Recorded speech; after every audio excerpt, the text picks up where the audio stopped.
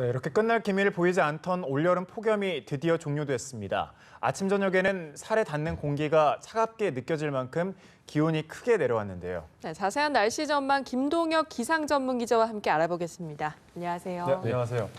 저번 주에 언제부턴가 갑자기 좀 싸늘한 느낌이 나면서 하루 사이에 정말 날씨가 급변한 것 같은데 비도 오고 또 저녁에는 좀 춥기까지 하더라고요. 이번 주 날씨는 어떻습니까? 예, 말씀해 주신 대로 지난주 목요일이나 금요일쯤에 비가 좀 많이 내려주면서 사실은 공기가 좀 선선해졌다라고 보실 수 있겠고요. 특히 낮 기온이 35도에서 37도 정도로 웃돌다가 갑자기 한 30도 밑으로 떨어지면서 체감하는 추위가 더 심한 요즘인 것 같습니다.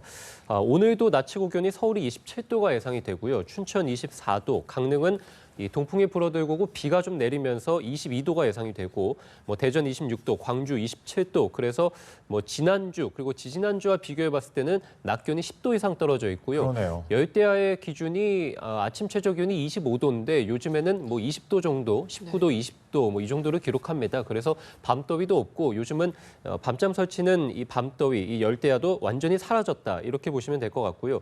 현재 동풍의 영향을 받는 강원도라든지 영남 지역을 중심으로 해서는 비가 내리고 있습니다.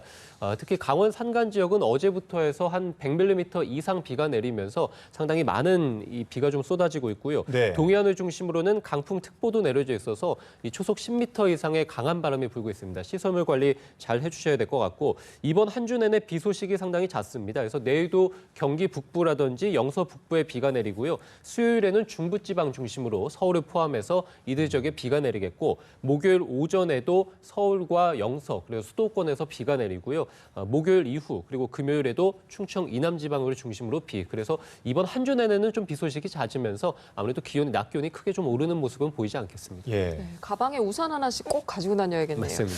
네, 올 여름 가장 폭염이 심했다는 1994년과 비교될 정도로 참 폭염이 극심한 것 같은데 폭염이 좀 종료된 시점에서 올 여름 폭염 기록을 살펴보면 어떨까요? 말씀해 주신 대로 우리가 94년하고 비교를 좀 많이 하죠. 역대 가장 뜨거웠다는 해가 이제 1994년인데요. 8월 기온만 놓고 보면 8월 평균 최고 기온만 놓고 보면 올해가 33도 정도를 기록하고 있습니다. 그래서 1994년보다 훨씬 더 높고요. 실제적으로 1973년 이후 역대 1위에 해당하는 기록입니다. 올해 전국 폭염 일수도 19.8일, 그래서 20일 정도가 기록이 됐고 역시 22년 만에 가장 더웠고요. 서울만 비교하면 전국 평균 기온보다 많은 폭염 일수는 24일을 기록하고 있고요. 열대야는 32일, 그래서 역시 또 94년 이후 역대 2위의 기록을 현재 보이고 있습니다.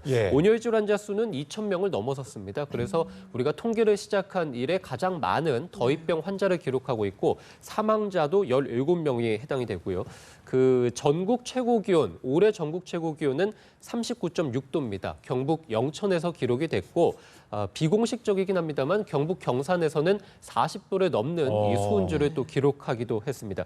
물론 1994년이 역대 1위 정도의 폭염은 맞습니다만 올해도 그 정도 못지않은 상당한 좀 더위가 있었다라고 볼 수 있겠습니다. 네. 그런데 아무래도 이런 폭염, 사실 시청자분들께서 궁금할 부분이 지금 올해는 이렇게 더웠지만 앞으로도 또 이렇게 덥지 말라는 말은 그 보장은 없잖아요. 앞으로는 어떻게 될까요? 우리가 사실은 올여름에 예측하기 가장 힘들었던 부분 중에 하나가 상당히 한반도 주변에서 여러 가지 폭염의 원인이 나타났기 때문인데요.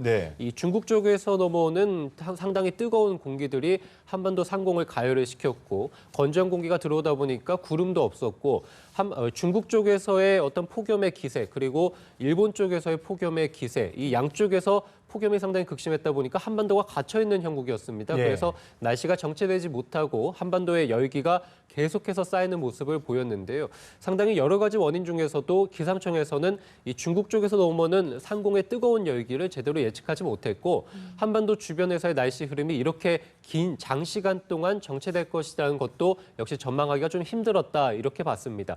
우리가 이 한반도 주변의 날씨 흐름이 정체되는 원인 그리고 중국 쪽에서의 열파가 들어오는 원인을 아직까지는 분석을 하고 있습니다만 지구온난화의 영향이 아니겠느냐라고 보고 있거든요. 그런데 우리가 날이 갈수록 해가 갈수록 지구온난화는 더 심화되고 있고 특히 올해가 매달 계속 이제 최고 기온 기록을 경신하고 있거든요. 우리 한반도가 이렇게 지구온난화의 흐름을 타고 있다면 올해 그리고 그 원인 중에 하나, 지구온난화가 올해 극심한 폭염의 원인이라고 지목이 됐다면 앞으로 올해 같은 경우는 22년 만에 가장 뜨거웠지만 당장 내년에라도 나타날 수 있는 것이 또 올해의 폭염입니다. 시작일 수도 있겠네요. 맞습니다. 예. 또 시작일 수도 있기 때문에 아무래도 폭염 대비를 좀 앞으로 잘 해주는 게 맞을 것 같습니다. 네. 또 이례적인 폭염과 함께 올여름에는 태풍이 안 와서 참 특이하다 이렇게 느껴졌는데요. 지금 10호 태풍이 북상 중이라고요. 맞습니다. 10호 태풍, 네, 이름은 라이언 록이고요. 네. 일본 도쿄 해상에서 만들어져서 오키나와 쪽으로 내려갔다가 지금 다시 또 일본 도쿄 해상 쪽으로 북상을 하고 있습니다. 그래서 네. 현재는 일본 도쿄 남쪽 700km 해상에 위치해 있고 매우 강한 중형 태풍의 모습을 하고 있습니다. 앞으로 48시간, 그러니까 이틀 내에는 소멸할 것으로 보입니다. 주로 러시아 해상 쪽에서 소멸할 것으로 전망이 되고 있는데요. 한반도가 태풍의 직접적인 영향을 받지는 않습니다. 우선 태풍의 간접적인 영향을 받아서 한반도가 좀 서늘해졌다라고 볼 수도 있겠거든요. 태풍이 일본 쪽으로 북상을 하면서 일본 쪽에 몰려있던 이 덥고 습한 세력이 조금 약해졌고 그 틈을 타서 한반도 북쪽에서 차가운 공기가 내려올 수 있게 됐습니다. 이래서 한반도가 태풍의 간접적인 영향을 받아서 한반도가 좀 서늘해졌다라고 볼 수도 있겠고 또 하나는 이 태풍이 이제 한반도 남쪽 그리고 동해상을 중심으로 해서 비구름대를 형성을 시킵니다. 예. 이렇기 때문에 현재 동해상에서 이 강풍특보가 내려져 있고 또 풍랑특보도 내려져 있는 것인데요. 이 비구름대가 한반도 북쪽으로 점차 올라갑니다. 이렇기 때문에 한반도 이 북쪽에서 가까운 중부지방을 중심으로 이번 주에 비 소식이 좀 잦다라고 말씀을 드렸죠. 아무래도 이런 태풍의 간접적인 영향이지 않을까 예상이 되고요.